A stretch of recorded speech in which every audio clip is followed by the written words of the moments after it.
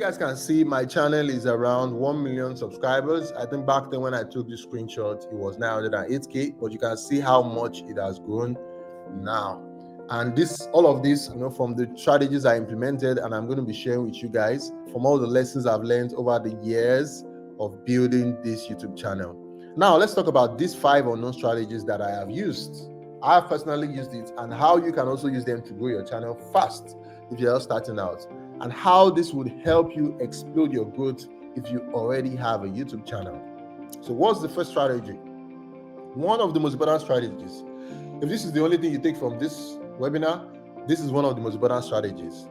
Learning how to make searchable and discoverable videos on proven topic. This was one of the things that unlocked my channel from just a channel that was struggling and almost dying and giving up the ghost to a channel that you currently see today. And this strategy, I still use it up till now. To go on YouTube, I needed to know who my audience was. And like I'll say it for you, to go on YouTube, you need to know who your audience is. And you also need to now create searchable and discoverable videos on proven topics for them. As you can see, these are even recent videos I've done. This is searchable travel content. What can $100 get you in Lagos, Nigeria? Anybody who is searching for Lagos, Nigeria, because Lagos is the most populated city in the whole of Africa. So it's a search term. People are always searching for it. So anybody who wants to visit Lagos or who wants to visit Nigeria, they are definitely going to come across this video. And I made this video a year ago, and you can see the amount of views on it, 243,000 views. Apart from that, I also even made searchable and discoverable content in collaboration with DW, which is one of the biggest media companies in Germany. They had a channel and they invited me and they paid me for this actually. And I made searchable and discoverable content for them. If you look at my channel in general, you can see that many of the content I make actually is searchable and discoverable, because many of these countries I go to, a lot of people who want to travel, the first thing they do is they go to YouTube. Oh, I want to travel to Jamaica. They type in Jamaica travel guide, Jamaica travel experience. And when they do that, Google would push my videos to the top and they would discover my videos. So that is one of the ways to go on YouTube, because when you get started, most people don't know you. Nobody knows you actually, apart from maybe your friends and family, and they might not even subscribe to your channel, interestingly. So nobody knows you when you get started out, but you don't need anybody to know you. All you need to do is just make searchable and discoverable content, and YouTube will push those content to the people looking for it. As long as that content is good, YouTube will push it out. The algorithm will push it out for more people to discover you. And that is the best way to start to grow on YouTube. And this is also not just, relating to travel channels. I always just use travel channels because I have a travel channel, but it relates to other channels. And I'm also going to give you more examples. This is searchable cooking content. This is a cooking channel. As you can see, how to make asun recipe, how to make asun peppered smoked meat. You can see they all have asun in their title. Asun, how to make asun. Anybody who wants to make asun, they will probably follow one of all these videos. And then when they click through on it, they get sent to the person's YouTube channel. So you can see this channel at the bottom, asun recipe, how to make asun. It was created 7 years ago, but it's still going to be bringing more people to see Yemi's channel, who is the original creator of this video. And now you can see her channel, she has over 1 million subscribers. So even the videos she's created 7 years ago, if somebody randomly comes and says, oh, they're looking for how to make asun, maybe they've never heard of asun before, they are going to follow on her channel. That means she's going to get a subscriber from a video she created 7 years ago. And that is the power of searchable content. I'm still getting subscribers from videos I created 5-6 years ago, because they are always going to be evergreen. And that's searchable content. Most of the time they are evergreen content because it's something that people are actually searching for. Now, this is also another example. This is more travel channel. You can see this channel, this title, 12 things every first timer must do when visiting New York City. 2.4 million views 4 years ago. If there are other people's channels, these people also make searchable content. If you click through, you get to the person's channel and then you get to subscribe to them. So just imagine searchable content. Imagine you're a fisherman or a fisherwoman and searchable content is like you fishing. It's like you putting different hooks or different nets into the river. And every time somebody is searching, anytime somebody is searching for content, those people searching for content, they are like the fish. And the searchable content is like baits. So every time you make a searchable content video, it's like you're putting bait into the water, and then all your audience Sorry, I'm calling them fish, but they are fish in this case. They come and then they bite on that bait. And that searchable content can keep on bringing more people to your channel as long as the channel exists. So those are examples. And just to even show you how deep this goes, somebody also makes searchable content about hair. So I've shown you an example of travel, I've shown you food, and now I'm showing you hair. Yes, hair. This guy makes searchable content on how to get curly hair. I know that this can't relate to me because I don't have any hair on my head, but for people who have hair on their head, they are probably going to be searching and they're probably going to subscribe to this channel.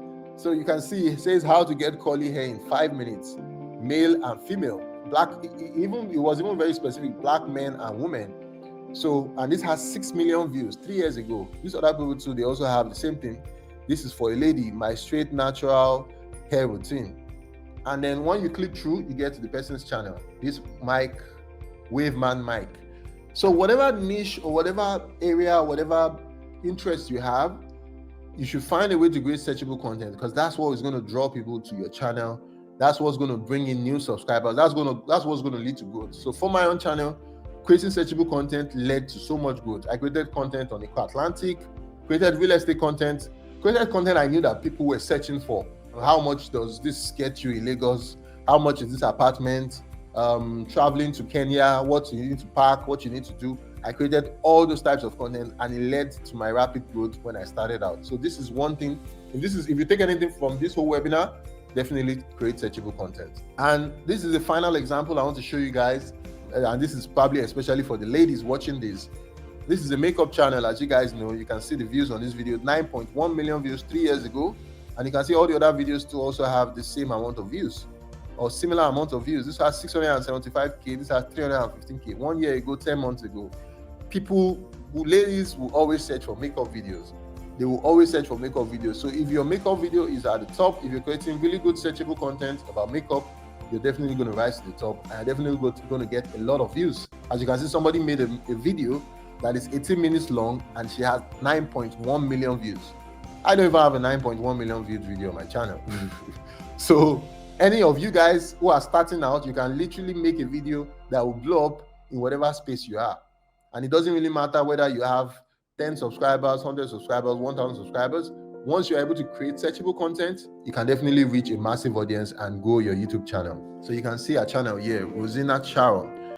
So now let's move on to strategy 2. I did what already works. When I started out, I was figuring it out. I didn't know what worked. So I was just basically, testing out different things. Instead of me to, figure out what's working and make more of it, I spent so many hours just basically going up and down, trying to make something new instead of just doing what already works. And I will give another example of an analogy. It's like if you're going to a market, before back then, I used to wonder, okay, why is it that when you go to a market, you see a group of people who are probably selling the same thing? Or another thing too is why do you go to a market somewhere like Ladipo in Lagos? You see that everybody there they are selling the same thing and they all have their own customers because that already works. That product has been tested. It has been tested that Nigerians are always going to need car parts. It has been tested that Nigerians are already going to need this specific type of food or this specific type of product. So more people are willing to go into that and buy that product or buy that product or service or whatever and render it to more people because there's already a customer base on ground. The same thing applies to YouTube. Instead of going out there to now figure out you want to create some kind of video that doesn't exist anywhere on the platform, which is almost impossible because almost every video has been made. People just make it in different ways and different versions. Just look at what already works and find a unique way to make it in your own way. And that's where stealing like an artist comes in. Everything you see online or everything you see everywhere is a copy of something that came before it. Nothing is truly original. Even the biggest channels, they steal like artists. Biggest channels copy. Biggest channels, and when I say copy, I don't mean just basically copy word for word or copy the exact same thing.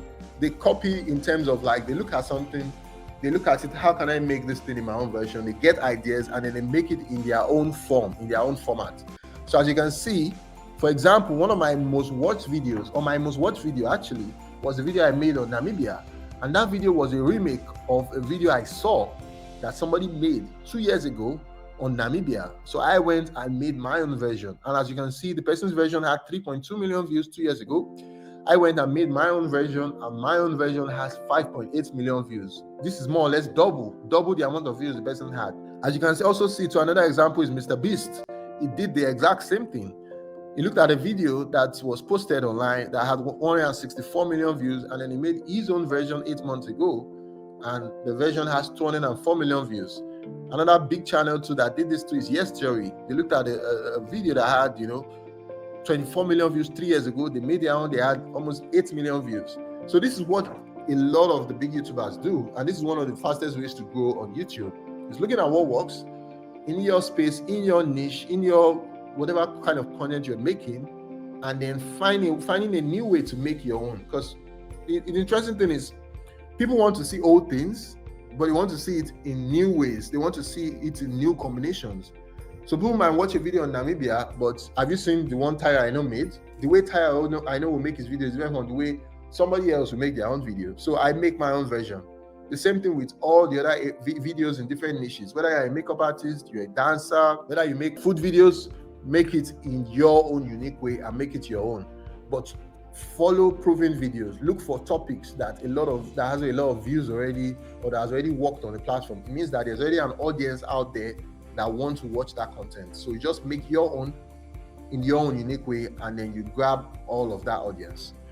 So this is also another important one that led to my rapid growth on YouTube. Another one I did too, which was when I wanted to start to earn money, because making money is very important. Another strategy I used was by adding monetizable themes and topics to my videos.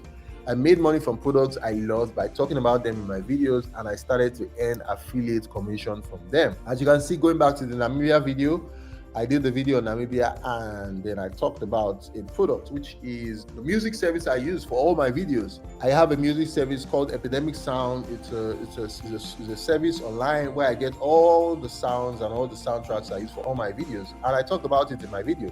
And not just this video, I started talking about this when I started using it. So I didn't have this amount of followers and this amount of subscribers then.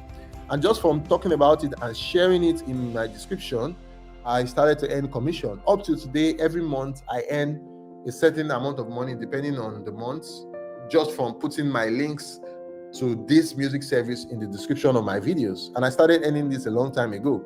As you can see, this is how much I earn on a monthly basis from just talking about Epidemic Sound in my videos. This is my affiliate earnings. Affiliate earnings, for those people who don't know, is like, affiliates is when maybe you have a product or a service you like or you use, when you talk about it to your friend and you recommend it to somebody, your friend, your audience, it's a commission that they pay you. That, the company pays you like, thank you for recommending this thing.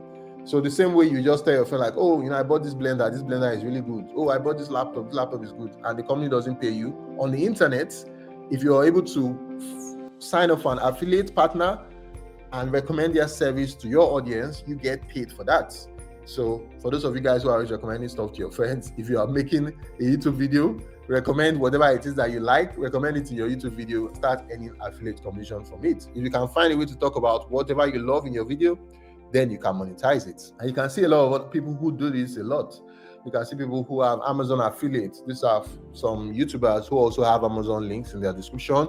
This is an Insta360 camera. There's a link in the description here. Every time you buy this camera, he earns a small commission on this sale or on your purchase. This commission might be very small. They might sound like they are very small, 5%, 4%, but they add up, because 4% or 5% is, if you multiply that by 20, it adds up gradually, and that's a lot of money over time. So strategy 4, what did I do in strategy 4? One of the things I also did, and I also tried to implement when I started out, I think, was sticking to a niche. So when I started out, one of the problems I actually had was the fact that I didn't have a niche, and I didn't know what a niche was then. So a niche, what was a niche practically? A niche is like your areas of interest. What's the area of interest that you want to share with the world? So if you look at my channel, my own niche is travel. There's travel, real estate, interviews, but at the end of the day, what encompassing it is travel. Some people's niche might be fashion, some might be lifestyle, and some might even be a combination of multiple niches. Some might be faceless channels, a niche. Some might be commentary, some might be entertainment, some might be skits. Like we have a lot of, content creators who make skits on YouTube in Nigeria. That's a niche on its own. So one of the fastest ways to grow on YouTube is by sticking to a niche. And I made this mistake when I started because I didn't have a niche. I was just all over the whole place. I make this video, I make this one tomorrow, I make this one next tomorrow. But once I found that strategy and I stuck to a niche, which was travel, my channel, boom, started to go up like a rocket. Because what happens with a niche is that when you stick to a niche, everybody, first of all, it shows your audience that you know what you are doing. Secondly, it makes you an authority in that space. Thirdly, it gives them an idea of what to expect from your channel. It's like the same way we have different channels on, let's say like DSTV now. If you go to Cartoon Network and you start seeing football there, you'll be wondering what's happening. But you know that every time you go to Cartoon Network, you're going to watch cartoons. Every time you go to a sport channel, you're going to watch football. So the best way to grow and to make your audience know what to expect from you is by sticking to a niche. So whatever areas of interest you have, try to break it down to a point where it's like, okay, I have this niche, this is my niche. And it doesn't necessarily have to be one niche. It just needs to be related. Like now, I won't have a travel channel, and then tomorrow you see me sewing clothes on it. If it's a travel channel, most of what I have to do has to be related to travel. If you have a lifestyle channel, lifestyle, is much broad. It's about your life, so you have more flexibility. So depending on whatever channel that you have, sticking to a niche would make you grow faster. To grow on YouTube, your audience needs to know what to expect from you. As you can see here, this is my channel, it's travel and lifestyle. So most of what I make, lifestyle about myself and about my experience, and travel is about different countries across the world. You can see Mr. Beast's channel, it's entertainment. He just wants to entertain you. So he comes up with different challenges, different, crazy challenges that he does. And that's what has shot him to becoming the #1 YouTube channel in the world. You can see this other channel, Real Estate, Living in a Tiny Home.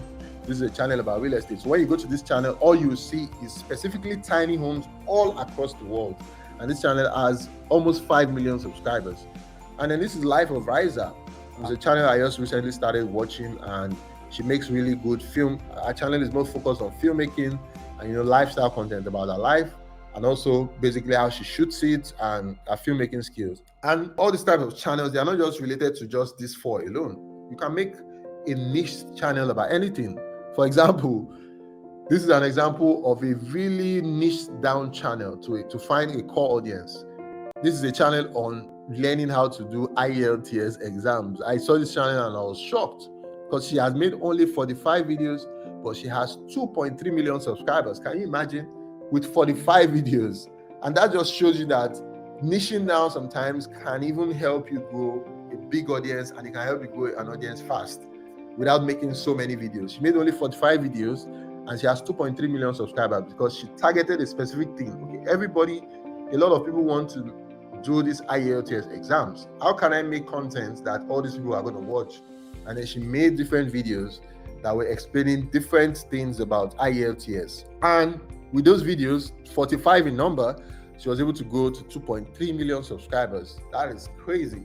I think this is one of the niche down channels I've seen. And there are so many other examples out there. Niching down helps you find your core audience. It helps you find the people that actually love what it is that you're doing. And the last strategy is focusing on quantity first and then quality later. When you get started out, one of the fastest ways to grow in terms of subscribers, grow in terms of views, and also grow in terms of the quality of your work is by focusing on quantity. What's that thing they say? Repetition. The more you repeat something, the more you learn it. The more you repeat something every day, the more you learn it. If you made only 3 videos in a month, your learning process will be much slower than if you made like 30 videos in a month. Or if you're making a video every single day. Because when you make a video every single day, you learn faster than somebody who makes a video once every week. Because every time you're going through the process, you're learning, you're knowing what to do, what not to do, okay, how to edit this, how to apply your thumbnails, how to do this, how to do that, how to just get better at everything. At every single point, you keep on improving. And that's why focusing on quantity first is very key. And after you focus on quantity, then you can now focus on quality. And repetition helped me learn what worked when I started, because I was just posting as many videos as possible. The more I posted videos, the more I knew what my audience wanted, the more I knew what not to do, the more I got better at what I was already doing, because I just got better at filming, got better at editing thumbnails, got better at picking my titles, got better at intros, got better at coloring, got better in every single area that I was focused on. As you can see back then, whenever I traveled to a location, I used to make like 12 videos. Anything I saw, I just film it, make a video about it. Oh, real estate, film it. Oh, I had this experience, I film it. And this was 12 low quality videos with fewer views back then. But now I focus more on creating, high quality single videos where I pack like everything that is here and I just focus it on one video, and you can see the change in the views. Many of my videos, most of my videos don't do less than 200,000 views. 200, 300, 400K. And back then, my videos used to get like 28K, 20K, 35K, 19K. You can see the change. This is one high quality video optimized for views as opposed to 12 low quality videos with fewer views. So whatever niche you are, whatever type of content you're creating, have this strategy at the back of your mind, because this is a very important strategy you can use to change your channel from a dying channel to a channel that is going to be getting this amount of views as you can see in front of you.